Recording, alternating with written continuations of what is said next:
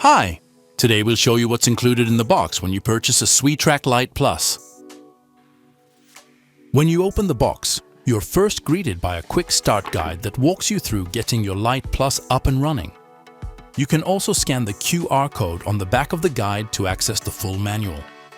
Underneath the guide, you'll find a piece of 3M double-sided tape, which is used to mount the unit during installation. Next is the power cable. On one end, you have red and black wires with fork terminals for connecting to the battery, a yellow wire for controlling an external relay, and an orange wire for connecting to the ignition to enable ignition alerts. On the other end is the connector for the Lite Plus. Finally, you'll find the Lite Plus unit itself. The side with the Lite Plus logo embossed in the plastic should face upward. On the underside of the GPS unit, you'll find the device's ID number. The Lite Plus is a very compact GPS tracker that can be hidden almost anywhere. To connect the Lite Plus to the power cable, align the arrows on the connectors toward each other and press them together. That's everything in the box for your new Lite Plus. Enjoy your Swetrack!